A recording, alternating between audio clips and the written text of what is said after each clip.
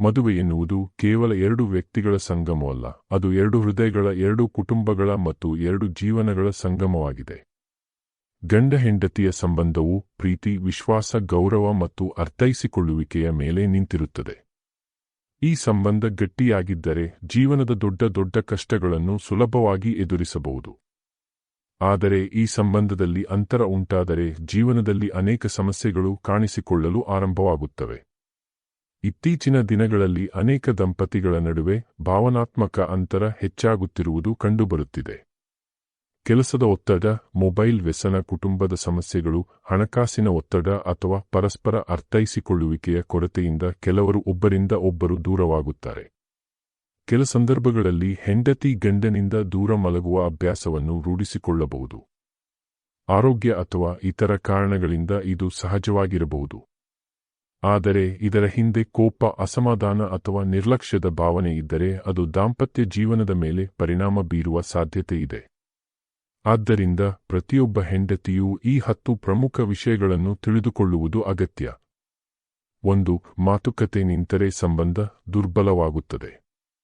ಗಂಡ ಹೆಂಡತಿಯ ನಡುವಿನ ಮಾತುಕತೆಯೇ ಸಂಬಂಧದ ಜೀವಾಳ. ಒಬ್ಬರೊಂದಿಗೆ ಒಬ್ಬರು ಮನಸ್ಸು ಬಿಚ್ಚಿ ಮಾತನಾಡುವ ಅಭ್ಯಾಸ ಇದ್ದರೆ ಯಾವುದೇ ಸಮಸ್ಯೆಯೂ ದೊಡ್ಡದಾಗಿ ಬೆಳೆಯುವುದಿಲ್ಲ. ಆದರೆ ಮಾತು ಕಡಿಮೆಯಾದಾಗ ಮನಸ್ಸಿನಲ್ಲಿ ಅನೇಕ ಪ್ರಶ್ನೆಗಳು ಹುಟ್ಟಿಕೊಳ್ಳುತ್ತವೆ. ಅವರು ನನ್ನನ್ನು ಅರ್ಥ ಮಾಡಿಕೊಳ್ಳುತ್ತಿಲ್ಲ, ಅವರಿಗೆ ನನ್ನ ಬಗ್ಗೆ ಕಾಳಜಿ ಇಲ್ಲ, ನನ್ನ ಭಾವನೆಗಳಿಗೆ ಬೆಲೆ ಇಲ್ಲ ಎಂಬ ಆಲೋಚನೆಗಳು ನಿಧಾನವಾಗಿ ಮನಸ್ಸಿನಲ್ಲಿ ಬೆಳೆಯುತ್ತವೆ. ಹೀಗಾಗಿ ಸಣ್ಣ ಸಮಸ್ಯೆಯು ದೊಡ್ಡ ಸಮಸ್ಯೆಯಾಗಿ ಕಾಣುತ್ತದೆ. ಆದ್ದರಿಂದ ಪ್ರತಿದಿನ ಸ್ವಲ್ಪ ಸಮಯವಾದರೂ ಮಾತನಾಡಬೇಕು. ಕೆಲಸದ ವಿಚಾರಗಳು, ಮಕ್ಕಳ ವಿಚಾರಗಳು, ಭವಿಷ್ಯದ ಯೋಜನೆಗಳು ಮತ್ತು ಮನಸ್ಸಿನ ಭಾವನೆಗಳನ್ನು ಹಂಚಿಕೊಳ್ಳಬೇಕು. 2. ನಂಬಿಕೆ ಎಂಬುದು ಸಂಬಂಧದ ಅಡಿಪಾಯ. ಮನೆ ಕಟ್ಟಲು ಗಟ್ಟಿಯಾದ ಅಡಿಪಾಯ ಬೇಕಾದಂತೆ ದಾಂಪತ್ಯ ಜೀವನಕ್ಕೆ ನಂಬಿಕೆ ಬೇಕು. ಒಮ್ಮೆ ನಂಬಿಕೆ ಕುಸಿದರೆ ಅದನ್ನು ಮರುಸ್ಥಾಪಿಸುವುದು ತುಂಬಾ ಕಷ್ಟ. ಅನುಮಾನಗಳು ಹೆಚ್ಚಾಗುವ ಮೊದಲು ಮಾತನಾಡಿ ಸಮಸ್ಯೆ ಪರಿಹರಿಸಬೇಕು. ಯಾವುದೇ ವಿಷಯವನ್ನು ಮನಸ್ಸಿನಲ್ಲೇ ಇಟ್ಟುಕೊಳ್ಳದೆ ಸ್ಪಷ್ಟವಾಗಿ ಚರ್ಚಿಸಬೇಕು. ಗಂಡನ ಮೇಲೆ ವಿಶ್ವಾಸ ಇಟ್ಟುಕೊಳ್ಳುವುದು ಎಷ್ಟು ಮುಖ್ಯವೋ ಹೆಂಡತಿಯ ಮೇಲೆ ವಿಶ್ವಾಸ ಇಡುವುದು ಅಷ್ಟೇ ಮುಖ್ಯ. ನಂಬಿಕೆ ಇರುವ ಮನೆಯಲ್ಲೇ ಶಾಂತಿ ನೆಲೆಸುತ್ತದೆ. 3. ಕೋಪದಲ್ಲಿ ತೆಗೆದುಕೊಂಡ ನಿರ್ಧಾರಗಳು ಅಪಾಯಕಾರಿಯಾಗಬಹುದು. ಕೋಪ ಎನ್ನುವುದು ಕ್ಷಣಿಕ ಭಾವನೆ. ಆದರೆ ಕೋಪದಲ್ಲಿ ತೆಗೆದುಕೊಂಡ ನಿರ್ಧಾರಗಳು ದೀರ್ಘಕಾಲದ ನೋವಿಗೆ ಕಾರಣವಾಗಬಹುದು. ಕೆಲವರು ಕೋಪ ಬಂದಾಗ ಮಾತನಾಡುವುದನ್ನೇ ನಿಲ್ಲಿಸುತ್ತಾರೆ. ಕೆಲವರು ದೂರವಾಗುತ್ತಾರೆ. ಇನ್ನು ಕೆಲವರು ತಮ್ಮ ನೋವನ್ನು ವ್ಯಕ್ತಪಡಿಸದೆ ಒಳಗೆ ಇಟ್ಟುಕೊಳ್ಳುತ್ತಾರೆ. ಆದರೆ ಸಮಸ್ಯೆಯಿಂದ ಓಡಿಹೋಗುವುದರಿಂದ ಸಮಸ್ಯೆ ಪರಿಹಾರವಾಗುವುದಿಲ್ಲ. ಕೋಪ ಕಡಿಮೆಯಾದ ನಂತರ ಕುಳಿತು ಮಾತನಾಡಬೇಕು. ಸಮಸ್ಯೆಯ ಮೂಲವನ್ನು ಹುಡುಕಬೇಕು. 4. ಪ್ರೀತಿ ವ್ಯಕ್ತಪಡಿಸುವುದು ತುಂಬಾ ಮುಖ್ಯ. ಅನೇಕ ದಂಪತಿಗಳು ಮದುವೆಯ ಆರಂಭದಲ್ಲಿ ಹೆಚ್ಚು ಪ್ರೀತಿ ತೋರಿಸುತ್ತಾರೆ. ಆದರೆ ವರ್ಷಗಳು ಕಳೆದಂತೆ ಪ್ರೀತಿಯನ್ನು ವ್ಯಕ್ತಪಡಿಸುವುದು ಕಡಿಮೆಯಾಗುತ್ತದೆ. ಅವರಿಗೆ ಗೊತ್ತಿದೆ, ನಾನು ಅವರನ್ನು ಪ್ರೀತಿಸುತ್ತೇನೆ ಎಂಬ ಭಾವನೆ ಸಾಕಾಗುವುದಿಲ್ಲ. ಪ್ರೀತಿಯನ್ನು ಕೆಲವೊಮ್ಮೆ ಮಾತಿನಲ್ಲಿ, ಕೆಲವೊಮ್ಮೆ ವರ್ತನೆಯಲ್ಲಿ ವ್ಯಕ್ತಪಡಿಸಬೇಕು.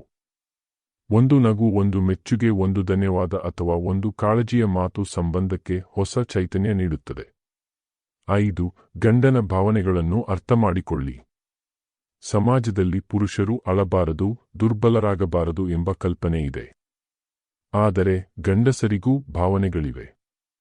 ಅವರಿಗೆ ಸಹ ನೋವು, ಒತ್ತಡ ಮತ್ತು ಆತಂಕ ಇರುತ್ತದೆ. ಅವರು ಕೆಲಸದ ಒತ್ತಡದಿಂದ ಬಳಲುತ್ತಿರಬಹುದು. ಕುಟುಂಬದ ಜವಾಬ್ದಾರಿಗಳಿಂದ ಕಂಗೆಟ್ಟಿರಬಹುದು. ಇಂತಹ ಸಮಯದಲ್ಲಿ ಹೆಂಡತಿಯ ಬೆಂಬಲ ಅವರಿಗೆ ದೊಡ್ಡ ಶಕ್ತಿ ನೀಡುತ್ತದೆ. ಒಬ್ಬ ಉತ್ತಮ ಹೆಂಡತಿ ತನ್ನ ಗಂಡನ ಮಾತುಗಳನ್ನು ಮಾತ್ರವಲ್ಲ, ಅವರ ಮೌನವನ್ನು ಅರ್ಥಮಾಡಿಕೊಳ್ಳಲು ಪ್ರಯತ್ನಿಸುತ್ತಾಳೆ. 6.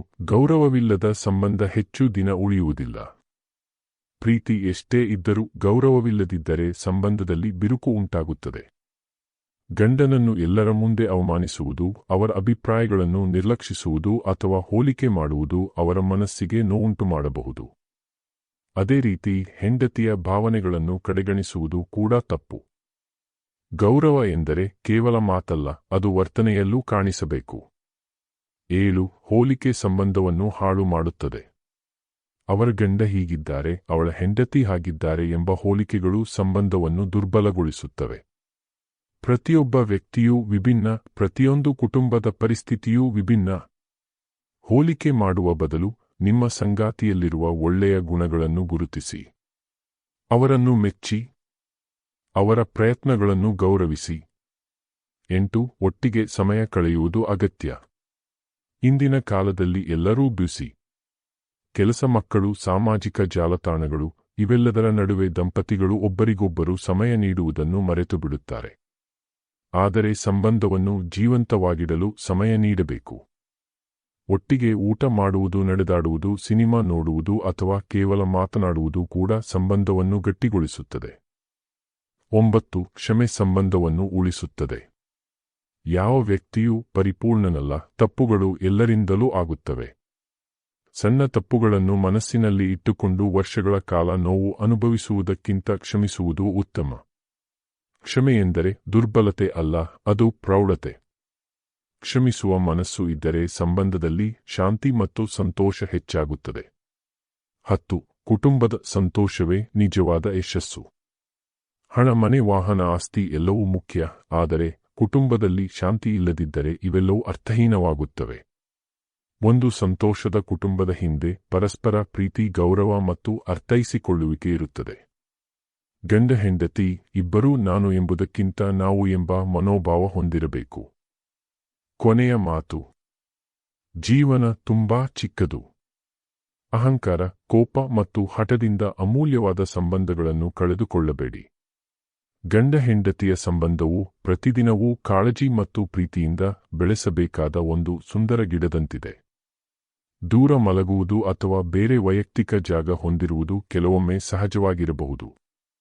ಆದರೆ ಮನಸ್ಸುಗಳು ದೂರವಾಗದಂತೆ ನೋಡಿಕೊಳ್ಳುವುದು ಅತ್ಯಂತ ಮುಖ್ಯ. ಪರಸ್ಪರ ಮಾತನಾಡಿ, ಅರ್ಥಮಾಡಿಕೊಳ್ಳಿ, ಕ್ಷಮಿಸಿ, ಪ್ರೀತಿಸಿ ಮತ್ತು ಗೌರವಿಸಿ. ಯಾಕೆಂದರೆ ಜೀವನದ ಕೊನೆಯಲ್ಲಿ ನೆನಪಾಗುವುದು ಹಣವಲ್ಲ, ಹುದ್ದೆಯಲ್ಲ, ಆಸ್ತಿಯಲ್ಲ. ನಮ್ಮೊಂದಿಗೆ ಪ್ರೀತಿಯಿಂದ ಬದುಕಿದ ಜನರು ಮತ್ತು ನಾವು ಕಟ್ಟಿಕೊಂಡ ಸಂಬಂಧಗಳೇ ನಿಜವಾದ ಸಂಪತ್ತು. ದಾಂಪತ್ಯ ಜೀವನದಲ್ಲಿ ಗೆಲುವು ಯಾರೊಬ್ಬರದ್ದಲ್ಲ, ಇಬ್ಬರದ್ದೂ ಆಗಿರಬೇಕು. ದೂರವಿರುವುದು ಸಮಸ್ಯೆಯಲ್ಲ, ಆದರೆ ಮನಸ್ಸುಗಳು ದೂರವಾಗುವುದು ದೊಡ್ಡ ಸಮಸ್ಯೆ. ಆದ್ದರಿಂದ ಪ್ರೀತಿ, ನಂಬಿಕೆ, ಗೌರವ ಮತ್ತು ಸಂವಹನವನ್ನು ಸದಾ ಉಳಿಸಿಕೊಳ್ಳಿ. ಆಗ ನಿಮ್ಮ ದಾಂಪತ್ಯ ಜೀವನ ಸಂತೋಷ, ಸಮಾಧಾನ ಮತ್ತು ಸೌಹಾರ್ದದಿಂದ ತುಂಬಿರುತ್ತದೆ. ಗಮನಿಸಿ, ಬೇರೆ ಮಲಗುವುದು ಅಥವಾ ವೈಯಕ್ತಿಕ ಜಾಗ ಹೊಂದುವುದು ಅನೇಕ ಕುಟುಂಬಗಳಲ್ಲಿ ಆರೋಗ್ಯ, ಕೆಲಸದ ವೇಳಾಪಟ್ಟಿ ಅಥವಾ ಇತರ ಕಾರಣಗಳಿಂದ ಸಾಮಾನ್ಯವಾಗಿರಬಹುದು. ಸಂಬಂಧದ ಗುಣಮಟ್ಟವನ್ನು ನಿರ್ಧರಿಸುವುದು ಪರಸ್ಪರ ಪ್ರೀತಿ, ಗೌರವ ಮತ್ತು ಅರ್ಥೈಸಿಕೊಳ್ಳುವಿಕೆಯಾಗಿದ್ದು ಕೇವಲ ಮಲಗುವ ವ್ಯವಸ್ಥೆಯಲ್ಲ. ಒಳ್ಳೆಯ ದಾಂಪತ್ಯ ಜೀವನವು ಅದೃಷ್ಟದಿಂದ ಸಿಗುವುದಿಲ್ಲ, ಅದು ಪ್ರತಿದಿನದ ಸಣ್ಣ ಸಣ್ಣ ಪ್ರಯತ್ನಗಳಿಂದ ನಿರ್ಮಾಣವಾಗುತ್ತದೆ. ಪ್ರೀತಿಯ ಮಾತುಗಳು, ಕಾಳಜಿಯ ಸ್ಪರ್ಶ, ವಿಶ್ವಾಸದ ನೋಟ ಮತ್ತು ಗೌರವದ ವರ್ತನೆ ಇವೇ ಸುಖಮಯ ದಾಂಪತ್ಯ ಜೀವನದ ನಿಜವಾದ ರಹಸ್ಯಗಳು. ನಿಮಗೆ ಈ ವಿಡಿಯೋ ಇಷ್ಟವಾದರೆ ಲೈಕ್ ಮಾಡಿ. ನಿಮ್ಮ ಅಭಿಪ್ರಾಯವನ್ನು ಕಾಮೆಂಟ್ನಲ್ಲಿ ತಿಳಿಸಿ. ಮತ್ತಷ್ಟು ಇಂತಹ ವಿಡಿಯೋಗಳಿಗಾಗಿ ನಮ್ಮ ಚಾನೆಲ್ ಅನ್ನು ಸಬ್ಸ್ಕ್ರೈಬ್ ಮಾಡಿ. ಧನ್ಯವಾದಗಳು.